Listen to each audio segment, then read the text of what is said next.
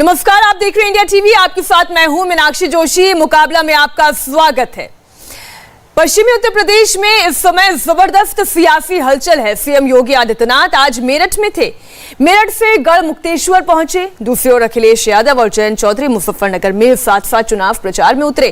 Press conference की, ऐतिहासिक जीत के दावे किए। कहा, बीजेपी जब घिरने लगती है, हारने लगती है, तो धर्म की पिच पर आकर खेलने लगती है। अखिलेश यादव ने लाल टोपी और लाल पोटली का जिक्र कर दिया। खुद को और जयंत चौधरी को किसान का बेटा बताया। आरोप लगाया कि बीजेपी जानबूझकर पुराने मुद्दे उठाती है और फिर माहौल खराब करने की कोशिश करती है।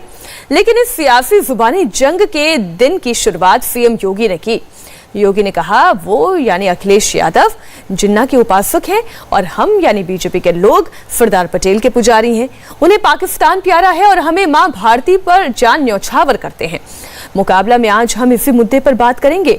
यूपी चुनाव लौट कर आखिर धर्म पाकिस्तान जिन्ना पर क्यों आ जाती है। हमारे साथ बेहद खास मेहमानों का पैनल भी जुड़ेगा, लेकिन उससे पहले आपको सुनाते हैं अखिलेश यादव की लाल टोपी और लाल रुमाल वाली बात। अखिलेश यादव ने इसके जरिए किस पर निशाना साधा, कहां तक अपना चुनावी संदेश पहुंचाया। दोनों किसानों के बेटे हैं। किसानों के हक के लिए आखिरी वक्त तक लड़ेंगे और इसीलिए मैं जेब में एक पोटली लेके चलता हूं। लाल टोपी और लाल पोटली, ये अन्नदाता के पक्ष में हराने के लिए, उन्हें भगाने के लिए अन्न संकल्प लेकर के चलता हूं। हम सब तो ले चुके हैं, अन्न संकल्प ले लिया हमारे अध्यक्ष सब लोगों ने। तो यूपी चुनाव प्रचार की शुरुआत से ही विपक्ष बीजेपी पर हमलावर है, लेकिन अखिलेश यादव ने चुनावी अभियान के शुरुआती दिनों में ही जिन्ना को गांधी, नेहरू और सरदार पटेल के बराबर खड़ा कर एक बड़ा मुद्दा बीजेपी के हाथ थमाया था। बीजेपी ने इसमें शुरुआती बढ़त बनाई भी। सीएम योगी का जान वाला बयान हो, 80 बनाम 20 की बात हो। आज फिर योगी ने यह कहकर कि अखिलेश को बैकफुट पर धकेलने की कोशिश की कि वे जिन्ना के उपासक हैं और हम सरदार पटेल के पुजारी हैं। उन्हें पाकिस्तान प्यारा है और हम मां भारती पर जान न्यौछावर करते हैं। सवाल है कि यूपी चुनाव में आखिरकार सबसे बड़ा मुद्दा धर्म ही क्यों बनता है। पाकिस्तान जिन्ना की बातों से क्या सियासी फायदा होता है या होगा। जाटलैंड, जहां मुस्लिम वोटर्स की संख्या ज्यादा है, वहां पर इन मुद्दों को कैसे उछालकर फायदा उठाने की कोशिश की जाती है। इन तमाम मुद्दों पर हम करेंगे चर्चा। हमारे साथ खास पैनल जुड़ चुका है। बीजेपी की ओर से प्रवक्ता प्रेम शुक्ला हमारे साथ हैं। समाजवादी पार्टी की ओर से प्रवक्ता अब्दुल हफीज गांधी हैं। बीएसपी की ओर से प्रवक्ता सतीश प्रकाश हैं और वीएचपी की ओर से पक्ष रखने के लिए विजय शंकर तिवारी हमारे साथ जुड़े हुए। आप चारों मेहमानों का बहुत स्वागत है। मैं शुरुआत भारतीय जनता पार्टी से करती हूँ। ये कब तक राम का नाम आप जपेंगे, मतलब राम नाम जपना और जनता का वोट अपना।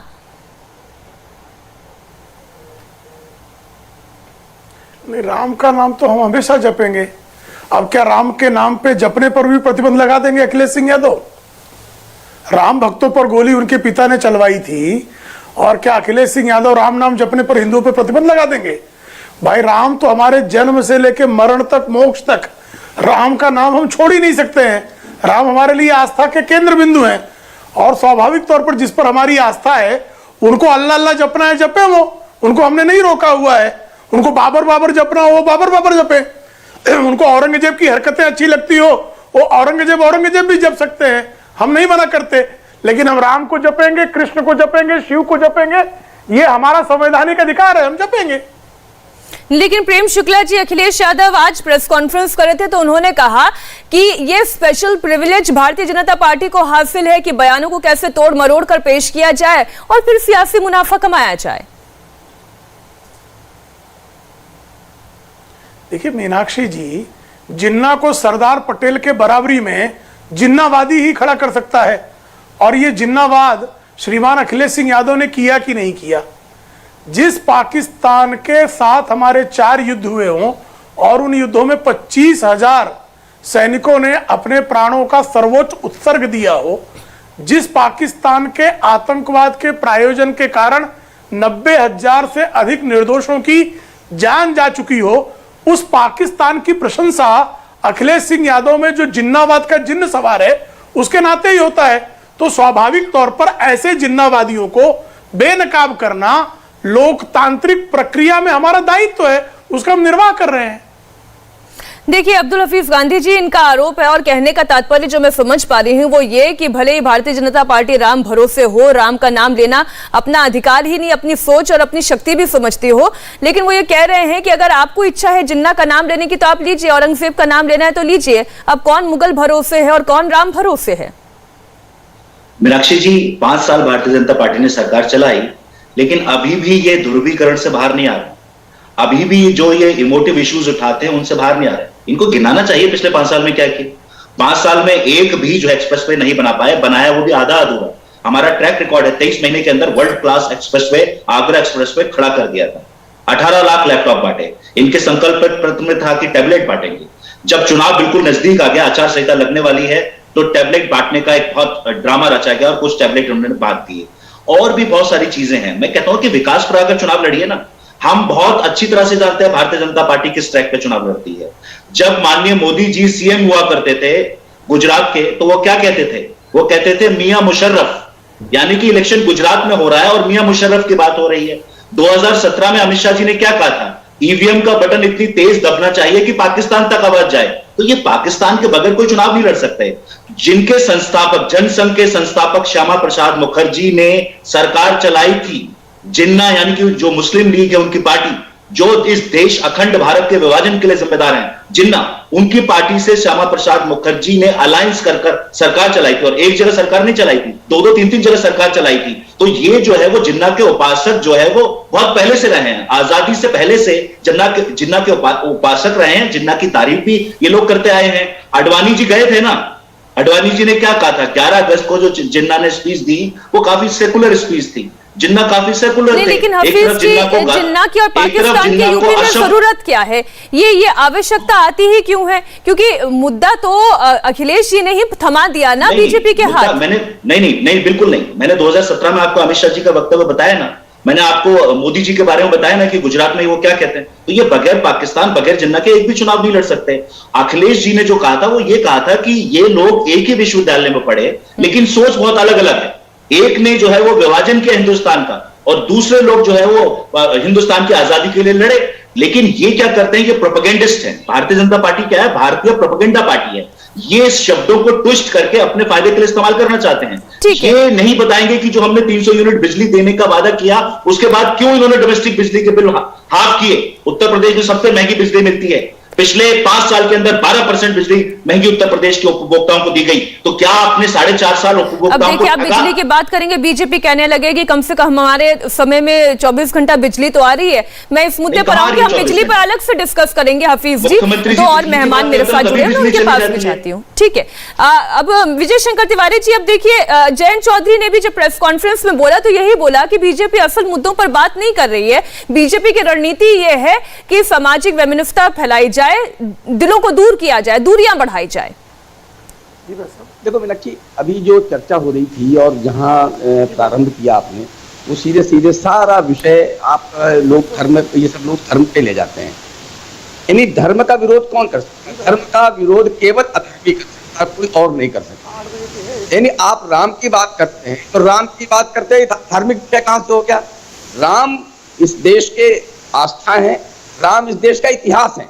तो इतिहास की बात करिए, आस्था की बात करिए, उसमें धर्म काम से नहीं, लेकिन सपा का ये कहना है कि आप राम का नाम लेना, भारतीय जनता पार्टी ले राम का नाम, उसमें उन्हें आपत्ति नहीं है, लेकिन सपा को रामद्रोही साबित करने की कोशिश क्यों करती है? मैंने वो तो सपा, हम रामद्रोही घोषित करने की कोशिश नहीं करते मीनाक्षी, वो स्वयं करते हैं। जब माननीय मुलायम सिंह जी ये कहते हैं कि 18 की बजाय और मारने पड़ते राम सेवकों को, तो मार देते। तो ये हमने तो नहीं कहा था, ये मुलायम सिंह जी ने कहा था। और सारे, मैं बार बार एक बात कहता हूं, जब तक यह मुकदमा चलता रहा तब तक जितने भी सेकुलर, जो अपने को सेकुलर कहते हैं, उन्होंने कभी भी उस स्थान को श्री राम जन्मभूमि नहीं कहा। उन्होंने हमेशा उसको बाबरी मस्जिद कहा। तो ये हमने तो नहीं कहा है, वो अपने को रामद्रोही सिद्ध करते हैं, हम कुछ नहीं करते। आप बताइए मीनाक्षी, जब हम बाबर की बात करते हैं तो बाबर की बर्बरता की बात करते हैं। जब हम बाबर की बात करते हैं, लुटेरे बाबर की बात करते हैं। जब हम बाबर की बात करते हैं तो हत्यारे बाबर की बात करते हैं। जब हम औरंगजेब की बात करते हैं तो बर्बर औरंगजेब की बात करते हैं। इतिहास की बात करते हैं, इसमें धर्म कहां से आ जाता है? यानी आप अपने धर्म की, उनके कुकृत्यों को सामने नहीं रख सकते। जब भी इतिहास में इनके कुकृत्यों को आप सामने रखेंगे तो ये कहेंगे धार्मिक विषय हो गया। तो ये कुल मिलाकर के ये सारे इनका एक इस प्रकार का एक जो एजेंडा है वो हर बात को धर्म के साथ जोड़ने का है। तो अच्छा, ये ठीक है। रामद्रोही अपने को स्वयं सिद्ध करते हैं, हम नहीं करते हैं। अच्छा सतीश प्रकाश जी, क्या इन मुद्दों को लेकर जनता अभी भी उतनी गंभीरता से सोचती है? क्योंकि मुलायम सिंह यादव की बात करना और राम मंदिर आंदोलन की याद दिलाना, इन सारी चीजों से आगे बढ़ते हुए अब राम मंदिर का निर्माण भी हो रहा है। अब क्या इन मुद्दों को वाकई में जनता याद करती है, या मौजूदा विकास कितना हुआ, शिक्षा कितनी मिली, रोजगार कितना मिला, सड़क कैसी बनी, इन सब मुद्दों पर चर्चा चाहती है? देखिए मीनाक्षी जी, बीजेपी भी इस बात को जानती है कि आस्था के नाम पर आप भटकाइए लोगों को। देखिए विकास के नाम पे लोग आपसे सवाल पूछेंगे, महंगाई के नाम पे सवाल पूछेंगे, बेरोजगारी के नाम पे सवाल पूछेंगे, कानून व्यवस्था के नाम पे सवाल पूछेंगे। जैसे जैसे आप सोसाइटी की ऊपर की, आप पड़ोसी सोसाइटी की बात करेंगे तो लोग सवाल पूछेंगे। लेकिन ऐसे मुद्दों के ऊपर चर्चा न हो, बीजेपी जानबूझ करके एक पॉलिटिकल ट्रैक क्रिएट करती है।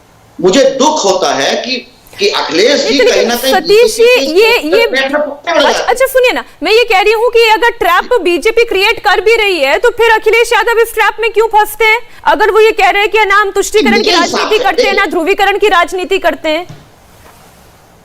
नहीं, देखिए अखिलेश जी एक प्रमुख विपक्षी दल है। बहुजन समाज पार्टी ने भी 4 बार सरकार उत्तर प्रदेश में चलाई है, 1 बार मुख्यमंत्री वो भी रहे हैं, सपा की कई बार सरकार रही है। मेरा मानना यह है कि बीजेपी को घेरने का सबसे बेहतर तरीका यह था कि कोरोना काल में उसकी क्या तैयारियां थी, कोरोना काल में क्या क्या कमियां थी, बेरोजगारी के ऊपर सरकार का क्या जवाब है, कानून व्यवस्था को लेकर के जो पिछले 10 साल में उत्तर प्रदेश में एक बड़ा मुद्दा रहा है। और बाकायदा बीजेपी ने पिछले 2017 के चुनाव में कानून व्यवस्था को एक बड़ा मुद्दा बनाया।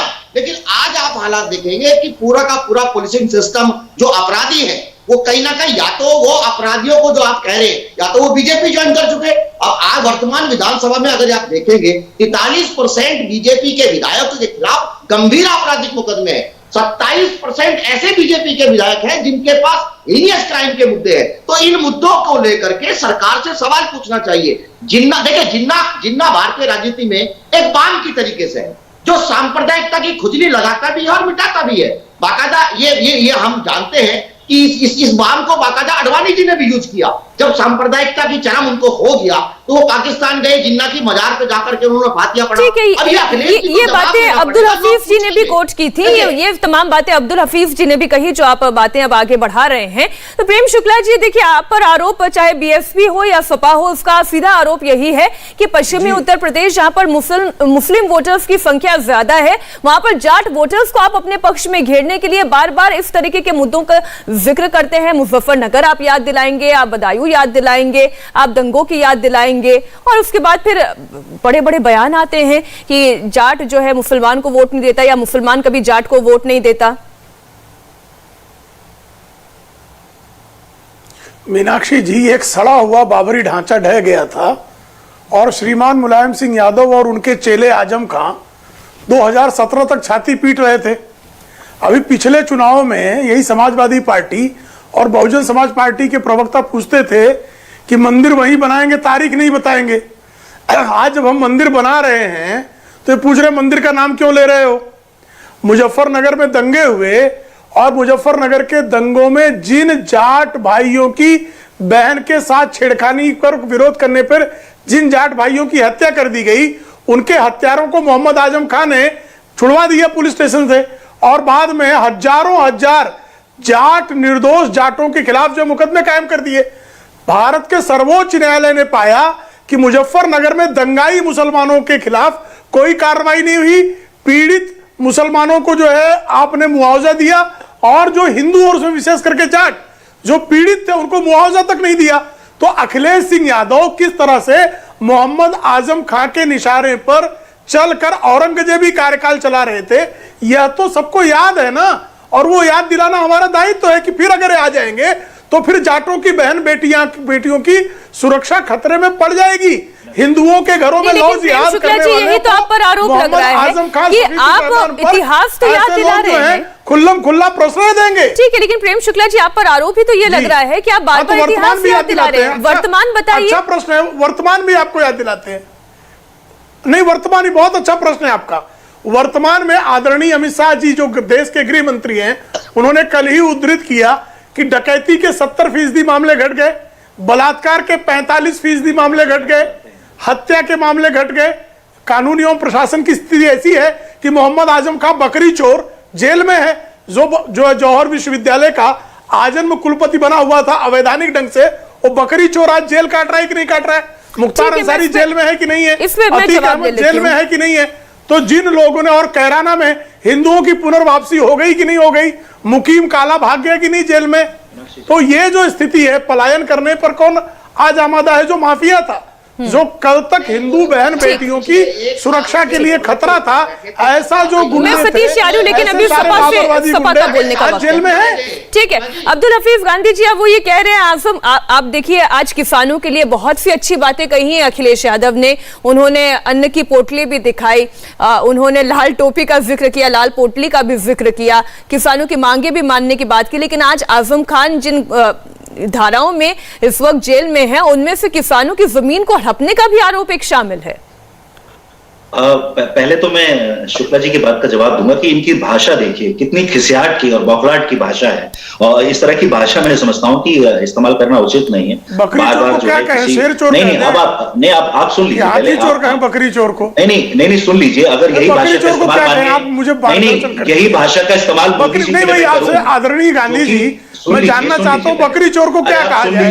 अच्छा जी, अपने सवाल बहुत सारे पूछे, अब जवाब भी ले लीजिए। सुनने की क्षमता, आप बकरी चोर को क्या सुनने की क्षमता रखिए, अपनी बात रखिए।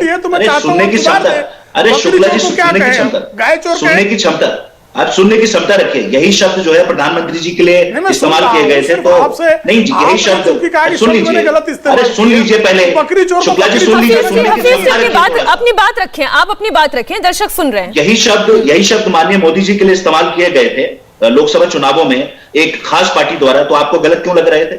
तो मैं कहूंगा कि थोड़ा संयम रखिए, डिबेट को बहुत संयमित ढंग से भी किया जा सकता है।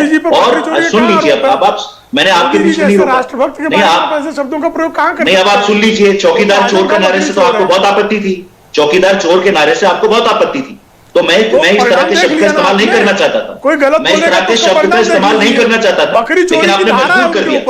मैं अपनी बात के इशारे में कह रहा था, मैं अपनी बात के इशारे में कह रहा था, लेकिन चौकीदार चोर के नारे से फिर आपको क्यों दिक्कत थी? क्यों दिक्कत थी? जब मोदी जी को चोर कहा जा रहा था तो आपको बहुत दिक्कत होगी। भाषा का थोड़ा संयम रखिए और सुनने की आदत डालिए।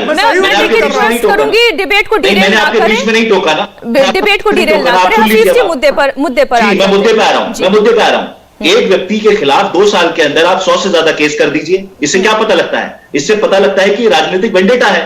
जमानत मिल गई, फिर जो है केस कर दिया गया। ज्यादातर केसेस में उनको जमानत मिल गई है, यह अदालत का फैसला है, मैं नहीं कह रहा हूं।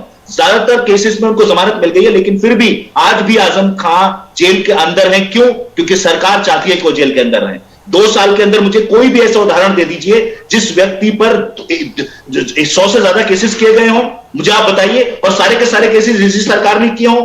पहले क्या उन व्यक्ति पे केसेस नहीं होने चाहिए थे? तो अगर आप केस पे केस ला देंगे तो इससे साफ मैसेज जाता है कि ये आपकी राजनीतिक द्वेष की भावना है जो आप निकालना चाहते हैं। दूसरी बात, आपने बहुत बड़ी बड़ी बातें कही, मैं आपसे सीधा प्रश्न कर रहा हूं। जाट समुदाय की 2014 से, और आपने ये वादा किया था 9 राज्यों में सेंट्रल लिस्ट में ओबीसी में उनको रिजर्वेशन देने की बात है, आप नहीं दे पा रहे हैं। बड़े बड़े जुमलागिरी करेंगे, बड़े बड़े जुमले फेंकेंगे इलेक्शन में, और उसके बाद जाट समुदाय की आपको चिंता नहीं है। अगर इतनी ही हिम्मत थी तो 250 लोगों को बुलाकर दिल्ली में क्यों मीटिंग करनी पड़ी आपको? और ज्यादातर उसमें बीजेपी के लोग थे, जो जाट समुदाय से थे, बीजेपी के लोग थे। आप हिम्मत नहीं कर पा रहे हैं वेस्टर्न उत्तर प्रदेश में जाने की। आपको दिल्ली में इसी बात को हम आगे बढ़ाते हैं। हफीज जी, तिवारी जी, मैं आपके पास आ रही हूं। अब देखिए, ये बात तो सही है कि 2014 में जो लहर चल रही थी वो आप अलग गिन लीजिए, फिर 2017 में जो सामाजिक समीकरण बिठाने में भारतीय जनता पार्टी कामयाब रही, वो एक अलग ताकत थी बीजेपी की।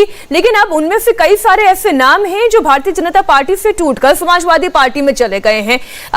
जाट लैंड, जिसमें पश्चिमी उत्तर प्रदेश का हम जो जिक्र कर रहे हैं, किसानों का जो आंदोलन हुआ, कानून वापसी हुई, ये बहुत सारे अलग अलग परिस्थितियों से होकर पश्चिमी उत्तर प्रदेश निकला है। आपको लगता है कि ये अब वो चुनाव नहीं है जो 2017 में था, या 2014 में था, या 2019 में भी था? अब परिस्थितियां बिल्कुल बदल चुकी हैं। देखो मीनाक्षी, मैं आपके इस राजनीतिक किसी भी विमर्श पर कोई चर्चा नहीं करूंगा। राजनीतिक कोई बात नहीं करूंगा। मैं इतना कहना चाहता हूं कि उत्तर प्रदेश पूरे देश में सर्वाधिक जनसंख्या वाला प्रदेश है। पूरी एक प्रयोगशाला है उत्तर प्रदेश, और यहाँ से जो प्रयोग होते हैं वो सारे देश में स्थापित होते हैं। उत्तर प्रदेश में 2014 हो, 2017 हो, और उत्तर प्रदेश की जनता ने, उत्तर प्रदेश के समाज ने देश को प्रमुखता दी है। उत्तर प्रदेश की जनता ने धर्म को प्रमुखता दी है, सांप्रदायिक ध्रुवीकरण को प्रमुखता नहीं दी, धर्म को प्रमुखता दी है उन्होंने। और उत्तर प्रदेश की जनता ने विकास को भी प्रमुखता दी है। इसलिए जो विकास करेगा, यहाँ हम लोग बोल रहे हैं, हमारे गांधी जी बोल रहे हैं, हमारे प्रकाश जी बोल रहे हैं, लेकिन यहाँ हमारी बातचीत से विकास नहीं होगा। जो विकास है वो जमीन पर दिखाई पड़ेगा। लेकिन जब आप बार बार कहते हैं धर्म को प्रमुखता, तो आप ये कौन से धर्म की केवल बात करते हैं? क्या आप केवल हिंदू धर्म की बात करते हैं?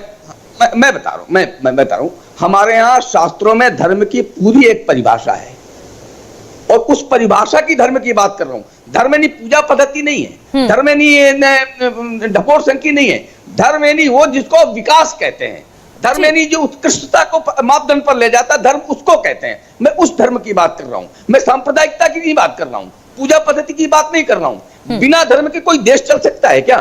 बिना धर्म के कोई समाज चल सकता है क्या? बिना धर्म के किसी की रक्षा हो सकती है क्या? बिना धर्म के कोई विकास हो सकता है क्या? मैं उस धर्म की बात कर रहा हूं। आज बीजेपी ने अखिलेश यादव को जिन्ना और पाकिस्तान पर ही नहीं बल्कि उनकी उम्मीदवारों की लिस्ट पर भी घेरा। समाजवादी पार्टी की इस लिस्ट में प्रयागराज को इलाहाबाद और अयोध्या को फैजाबाद लिखा है। बीजेपी ने तुरंत इस मुद्दे को लपक लिया और लिखा, अगर उत्तर प्रदेश में सपा सरकार आती है तो प्रयागराज का नाम बदलकर इलाहाबाद और अयोध्या का नाम बदलकर फैजाबाद कर दिया जाएगा। अब चारों मेहमान हमारे साथ जुड़े हुए हैं। मैं वैसे तो सतीश जी आपके पास आना चाहती थी, लेकिन अब ये खबर ही ऐसी आ गई। तो हफीज जी, मैं तो आप ही का इस पर आपकी राय चाहती हूँ। ये क्या मतलब है? अब फैजाबाद को अयोध्या कब का किया जा चुका है, प्रयागराज हो चुका है इलाहाबाद, लेकिन अभी भी इलाहाबाद और फैजाबाद छूट नहीं रहा है सपा से। मीनाक्षी जी, मैं समझता हूं कि इसको बहुत बड़ा इशू बनाने की जरूरत नहीं है। टेक्निकल इशू भी हो सकता है, कई बार जो है इस तरह का टेक्निकल इशू हो जाता है, और हमने कई बार भारतीय जनता पार्टी की जो प्रेस रिलीज आती है उसमें भी इस तरह के इश्यूज देखे हैं कि प्रयागराज को इलाहाबाद लिख दिया। वैसे भी अभी इलाहाबाद यूनिवर्सिटी का नाम इन्होंने नहीं बदला है, और भी बहुत सारी चीजें हैं। तो ये टेक्निकल इश्यूज हैं। मैं समझता हूं कि जो मुख्य मुद्दे हैं, जो आज आम जन के मुद्दे हैं, उन पे अगर डिस्कशन हो तो बेहतर। अब प्रेम शुक्ला जी, देखिए, मुख्य मुद्दे कुछ और आप प्रयागराज इलाहाबाद इसके फेर में समाजवादी पार्टी को फंसाना चाहते हैं, घेरना चाहते हैं। देखिए, उनका जो है बाबर, औरंगजेब, इनकी विरासत को संभालने के चक्कर में भाई किसने बदला नाम? मुगल काल में ही अयोध्या जैसे प्राचीन शहर का नाम फैजाबाद कब किया गया? मुगल शासनकाल में किया गया, नवाबी में किया गया। इलाहाबाद, प्रयागराज वैदिक काल का नाम, उसका नाम कब बदला गया? और उस पर हट है इनका। आज भी जैसे इन्होंने कहा इलाहाबाद हाई कोर्ट और इलाहाबाद यूनिवर्सिटी, साहब मुंबई का नाम बॉम्बे का नाम मुंबई जो है 1991 में आदरणीय राम नाईक जी के प्रयास से हुआ था। बॉम्बे हाई कोर्ट आज भी बॉम्बे हाई कोर्ट है। तो इसके कारण क्या आप मुंबई को बॉम्बे कहेंगे? त्रिवेंद्रम को तिरुवनंतपुरम मानते हैं कि नहीं मानते हैं आप? मद्रास को चेन्नई कहते हैं कि नहीं कहते हैं? वो तो कह रहे हैं ना, ये टेक्निकल एरर हो सकता है। जो मुस्लिम सल्तनतों ने जो नाम परिवर्तित किए थे, आप उसको वोट बैंक आज भी समझ रहे हैं। वोट बैंक के चक्कर में अखिलेश सिंह यादव जो हैं वो पाकिस्तान से प्रेम करेंगे, जिन्ना से प्रेम करेंगे, इलाहाबाद से प्रेम करेंगे, फैजाबाद से प्रेम करेंगे, अयोध्या से नफरत करेंगे, प्रयागराज से नफरत करेंगे, प्रभु राम से नफरत करेंगे, लेकिन कृष्ण से नफरत करेंगे। वही तो नफरत की राजनीति हफीज जी ये कह रहे हैं कि उन्हें कोई आपत्ति नहीं है। वो ये कह रहे हैं उन्हें कोई आपत्ति नहीं, और ये टेक्निकल इशू भी हो सकता है। अब बात जरा पश्चिमी उत्तर प्रदेश की कर ले, जहां पर पहले चरण का मतदान होना है। बीजेपी के पास 109 सीट यहां पर पिछले चुनाव में आई थी, लेकिन 2012 की बात करें तो यह संख्या केवल 38 की थी। अखिलेश यादव और जयंत चौधरी इस बार साथ साथ चुनाव प्रचार कर रहे हैं। अभी मुजफ्फरनगर में हैं, कुछ देर बाद मेरठ में अपने चुनावी मिशन पर पहुंचेंगे। सवाल यह कि क्या इस बार अखिलेश यादव का 2012 वाला इतिहास लिखा जाएगा, या फिर बीजेपी जिन्ना और पाकिस्तान को मुद्दा बनाकर जाटलैंड में अपना दबदबा बरकरार करने का प्रयास जो कर रही है उसमें कामयाब हो गया। अब सतीश प्रकाश जी, मैं इस लड़ाई में बीएसपी को कहां देखूं, कहां आंकूं? पश्चिमी उत्तर प्रदेश में जहां 2017 हो या 2012 हो, दोनों दफा, खासतौर पर 2017 में तो लड़ाई लगता था दो तरफा ही होकर रह गई। और आज भी जहां पूछो यही, या तो सपा, आरएलडी या बीजेपी, बसपा कहां है? मीनाक्षी जी, जिन पश्चिम उत्तर प्रदेश की आप सीटों की बात कर रहे हैं प्रथम चरण में, ये सच है कि 2017 में बीजेपी की एक राजनीतिक सुनामी थी और उसमें बहुत सारी सीटें, चाहे वो धर्म के नाम पे या जाति के नाम पे, जो भी उनका एक समीकरण, उन्होंने राजनीतिक जीत हासिल करी। लेकिन इसी पश्चिम उत्तर प्रदेश के प्रथम चरण में 30 सीटें ऐसी है कि जो बहुजन समाज पार्टी लगभग 5,250 वोट से भी हारी है। 30 सीटों के ऊपर बहुजन समाज पार्टी सेकंड जगह पर रही। ये तो बहुजन समाज पार्टी की ताकत है। एक बात देखिए, एक बात मैं आपके कार्यक्रम में जरूर कहूं कि देश धार्मिक गुलाम नहीं, इस देश में लोकतांत्रिक व्यवस्था लागू है। जबरदस्ती कहीं ना कहीं राजनीतिक दल, बीजेपी से उम्मीद नहीं करता, लेकिन मुझे दुख इस बात को लेकर के है कि अखिलेश जी के बयानबाजी से कहीं ना कहीं इस देश की पूरी व्यवस्था को धार्मिक गुलामी की तरफ धकेला जा रहा है, जो जनमानस के मुद्दों के ऊपर चर्चा होनी चाहिए। आज एक बहुत महत्वपूर्ण निर्णय आया सुप्रीम कोर्ट का, जो सामाजिक रूप से कमजोर वर्ग है, जो सामाजिक न्याय की लड़ाई की दुहाई देते हैं, उनसे एक सवाल है कि अभी जब अखिलेश जी की सरकार थी तो प्रमोशन में रिजर्वेशन बिल खत्म कर दिया गया माननीय सर्वोच्च न्यायालय ने, और अखिलेश जी ने बैकडेट से सुप्रीम कोर्ट का कोई भी डिसीजन बैकडेट से लागू करने वाली अखिलेश जी की सरकार थी। 1 लाख दलित कर्मचारियों को रिवर्ट किया गया। और ये उम्मीद देखिए, आज अखिलेश जी सामाजिक न्याय की बातें कर रहे हैं, जब वो सरकार में थे तब वो सामाजिक न्याय के कहीं ना कहीं खिलाफ थे। मान्यवर काशीराम जी के नाम पर बनाया हुआ पार्क, आप जनेश्वर मिश्र जी के नाम पर नया पार्क बनाते, लेकिन आपने नाम परिवर्तित किया था ना। और आज वही बीजेपी जो सामाजिक न्याय की दुहाई देती है, सुप्रीम कोर्ट में तमाम आपने लचर कहीं ना कहीं जो तथ्य है, जो आंकड़े, सरकार तो उत्तर प्रदेश में बीजेपी की है ना, केंद्र में बीजेपी की है, और माननीय सर्वोच्च न्यायालय अगर ये कह रहा है कि भाई मेरे पास आंकड़े नहीं है, तो आंकड़े तो दलित थोड़े जाएंगे, अरे सरकार देगी। माननीय सर्वोच्च न्यायालय को, सरकार को कहना चाहिए कि अगर ये आंकड़े तुम्हारे पास उपलब्ध नहीं है तो क्यों उपलब्ध नहीं है। तो ये कहीं ना कहीं सामाजिक न्याय की जो लड़ाई है, सरकारें तो लड़ नहीं पा रही है, कहीं ना कहीं इस देश की जो संवैधानिक संस्थाएं हैं उनकी भी नैतिक जिम्मेदारी है। मेरा मानना यह है कि तमाम दलों को, बीजेपी को जनमानस के मुद्दे पे जो सामाजिक न्याय है वो उसकी आस लोगों के अंदर से मरनी नहीं चाहिए। एक गरीब आदमी, आप मुझे मान लीजिए, चाहे वो बीजेपी का व्यक्ति हो, चाहे वो हमारा वोटर हो या सपा का वोटर हो, हर आदमी को नौकरी चाहिए। अभी रेलवे में 1,70,00,000 लोगों ने अगर एप्लीकेशन दी थी, तो और रेल मंत्री ये कह रहे कि हम परीक्षा नहीं कराएंगे। अरे परीक्षा कैसे नहीं कराओगे भाई, आपने बेरोजगारों से पैसा नहीं लिया। सरकार जब फार्म जमा करती है तो बाकायदा परीक्षा। ठीक है सतीश जी, आपने दो बिंदु उठाए हैं, जिसका एक जवाब प्रेम शुक्ला जी को देना है और एक का जवाब हफीज गांधी जी को देना है। जो नाम बदलने की सियासत का आरोप भारतीय जनता पार्टी पर लगते हैं, तो कुछ यही सियासत तो सपा सरकार ने भी कही। प्रेम शुक्ला जी, मैं सीधा आप ही से शुरुआत कर रही हूँ अब कार्यक्रम के इस हिस्से की। आप लोग ये कहते आ रहे हैं कि लाल रंग यानी खतरे की घंटी, लाल टोपी यानी खतरा। आज तो अखिलेश यादव एक लाल पोटली अपने जेब में रखकर आए। उन्होंने कहा कि हम तो अन्नदाता के लिए कसम खाते हैं, हम तो किसानों का कर्जा माफ करेंगे, गन्ना किसानों का भुगतान समय पर होगा, उन्हें तड़पना नहीं पड़ेगा। 700 किसान जो मारे गए उनकी भी याद दिलाई, बीजेपी पर वार किया। देखिए मीनाक्षी जी, बहुत अच्छा प्रश्न किया आपने। श्रीमान अखिलेश सिंह यादव का कार्यकाल 2012 से 17 कौन भूला है। गन्ना किसानों का भुगतान कहां हो रहा था, उनके 11,000 करोड़ रुपयों का भुगतान तो आदरणीय योगी आदित्यनाथ जी के कार्यकाल में हुआ। 36,000 करोड़ रुपए किसानों पर कर्ज था, क्यों नहीं अखिलेश सिंह यादव जी ने माफ कर दिया। और आदरणीय योगी आदित्यनाथ जी ने पहली ही कैबिनेट बैठक पे 36,000 करोड़ किसानों के कर्ज माफ कर दिए। चीनी मिले कौन बेच रहा था, श्रीमान अखिलेश सिंह यादव ही थे ना, तो चीनी मिले बेच के गन्ना किसानों का हित कर रहे थे। वो 1,55,900 करोड़ रुपयों का गन्ना किसानों का भुगतान हुआ है। जो सपा और बसपा के संयुक्त कार्यकाल, 15 वर्षों के संयुक्त कार्यकाल में जितने का गन्ना नहीं खरीदा गया उससे अधिक खरीदा गया। और गन्ने का रकबा जो है वो उत्तर प्रदेश में बढ़ गया। गन्ने का सबसे बड़ा, आज चीनी का सबसे बड़ा उत्पादक उत्तर प्रदेश है, मटर का सबसे बड़ा उत्पादक उत्तर प्रदेश है, तमाम खाद्यान्नों का उत्पादक जो है उत्तर प्रदेश सबसे आगे शीर्ष बढ़ा हुआ है। और 2.5 करोड़ किसान ऐसे हैं जिनके खातों में प्रतिवर्ष प्रधानमंत्री किसान सम्मान निधि के माध्यम से 6,000 रुपए प्रतिवर्ष उनके खातों में जा रहे हैं। और गन्ना किसानों को जो है, सारे किसानों को, आपको ध्यान होगा बिजली रात ही में आती थी, ठंडी के मौसम में कपकपा देने वाली, हाड़ को कपकपा देने वाली ठंडी में श्रीमान अखिलेश सिंह यादव के कार्यकाल में किसान को रात में खेताई करनी पड़ती थी, खेत सींचना पड़ता था। आज जो है 18 घंटा ग्रामीण इलाकों में, 24 घंटा शहरी इलाकों में आदरणीय योगी आदित्यनाथ जी के नेतृत्व में बिजली मिल रही है। 1 लाख से अधिक मजरे थे जिन मजरों में बिजली नहीं पहुंची थी। कितने लोगों का इलेक्ट्रिफिकेशन कर दिया था अखिलेश सिंह यादव के कार्यकाल में? और कृपा करके बता दें कितने गरीबों के मकान बनाए थे? 42 लाख गरीबों के मकान प्रधानमंत्री आवास योजना के तहत आदरणीय अखिलेश सिंह यादव के कार्यकाल में नहीं, बल्कि योगी आदित्यनाथ जी के कार्यकाल में बने हैं। ठीक है, अखिलेश सिंह यादव ने कितने लोगों को मकान दिए? प्रेम शुक्ला जी तो ये साफ साफ कह रहे हैं कि आप लोग किसानों की बात क्या करते हैं। आप लोगों के दौर में जो किसानों का भुगतान नहीं हुआ वो तो 2017 में सत्ता में आने के बाद योगी आदित्यनाथ ने किया। किसानों के आने से पहले मैं बता दूं, बिजली की बात कर रहे थे। उत्तर प्रदेश भूला नहीं है कि जन्माष्टमी में स्मार्ट मीटर की वजह से अंधेरे में जन्माष्टमी मनाई थी उत्तर प्रदेश के लोगों ने।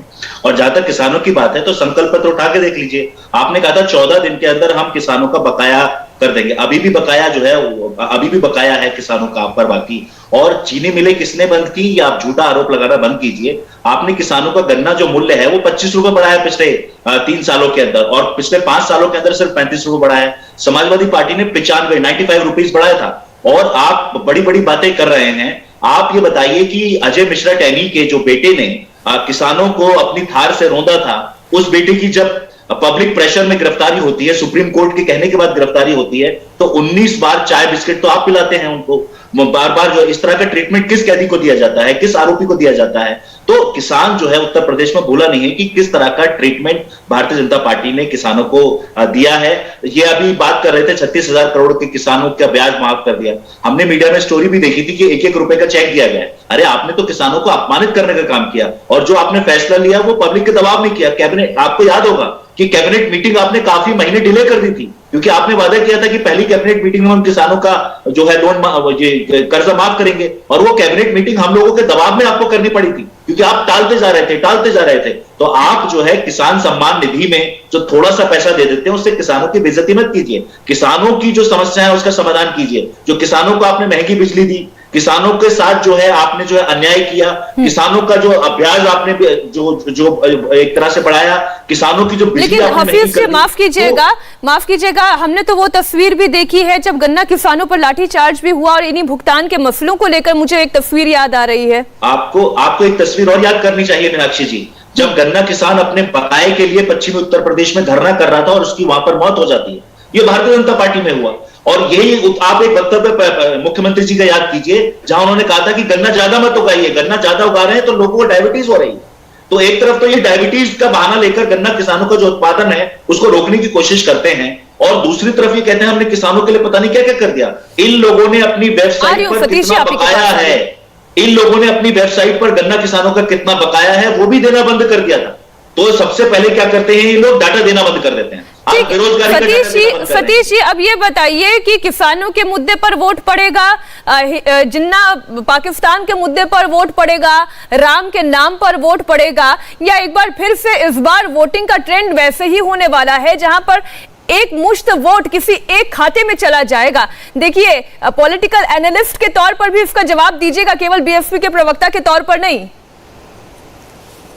नहीं, देखिए मीनाक्षी जी, आप ये बात मान लीजिए, काट की हांडी एक गांव में कहावत है कि बहुत दिन तक नहीं चल सकती। उसने एक बार चढ़ा लिया, 2 बार चढ़ा। जनमानस के जो मुद्दे, ये सच है कि जनता सवाल पूछेगी।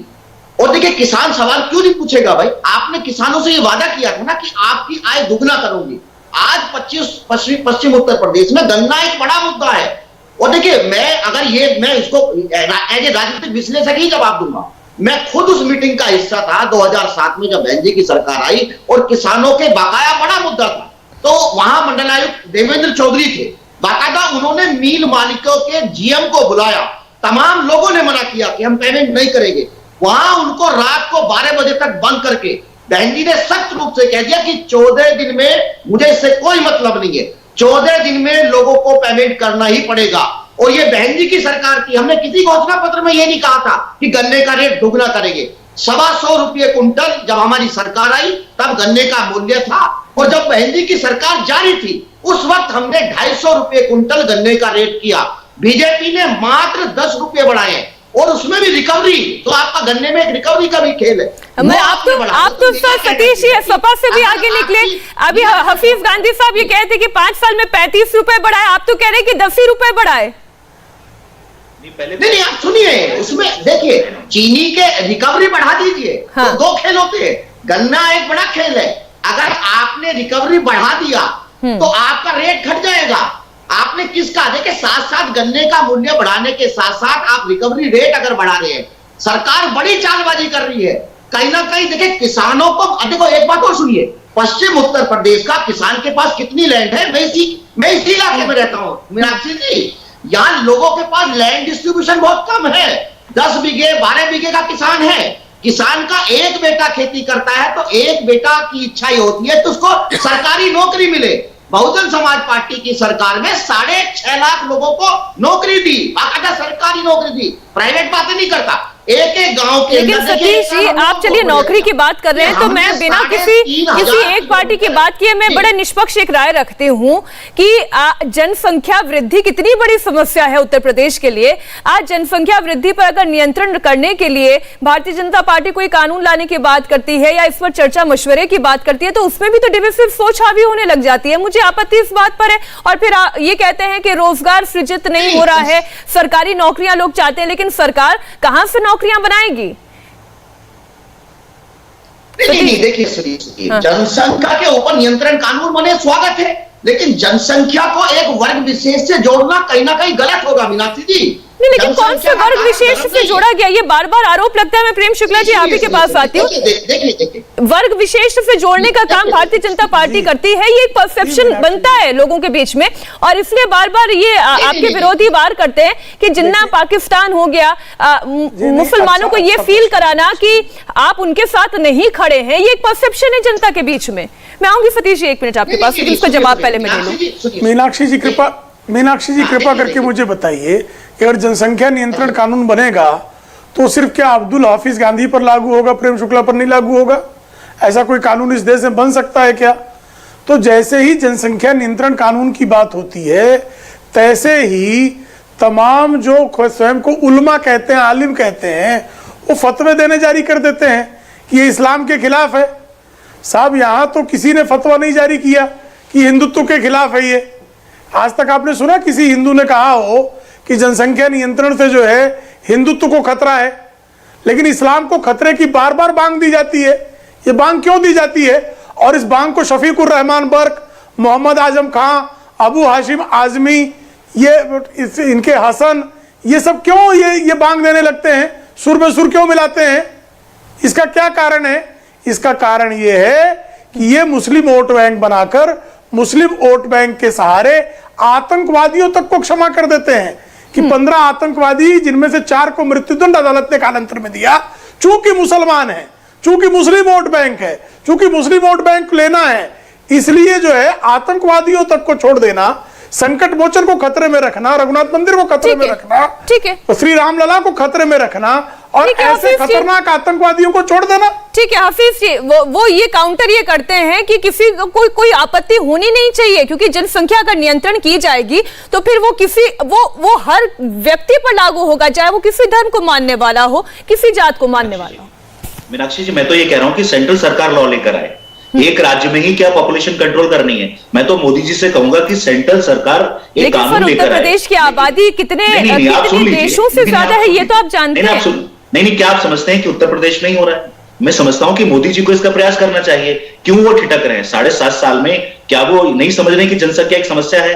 तो मैं तो माननीय मोदी जी से कहूंगा कि इस पर एक कानून लेकर आए, संसद में उसमें चर्चा कराएं, लेकिन जो दूसरे फैक्टर्स हैं पॉपुलेशन बढ़ने के, उस पर भी कहीं ना कहीं ध्यान दें, क्योंकि ये देखा गया है कि लिटरेसी का और पॉवर्टी का बहुत रिश्ता है पॉपुलेशन बढ़ने में। और अभी बात कर रहे थे प्रेमशंकर शुक्ला जी, तो क्या भारतीय जनता पार्टी के वक्तव्य को लोग भूल गए हैं, जहां पर यह कहा जाता है कि खास वर्ग के लोग इतने बच्चे पैदा करें ताकि जो हम किसी का मुकाबला कर सकें? तो प्रेम शंकर शुक्ला जी की जो पार्टी है ना वो दूध से धुली नहीं है। ठीक ये है, जब इलेक्शन आते मैं हैं तो इसको इस एक तरह जल्दी के से राय ले motivations लेती हूँ विजय शंकर तिवारी जी की भी। अब तिवारी जी, जनसंख्या नियंत्रण पर भी क्या राजनीति हो सकती है?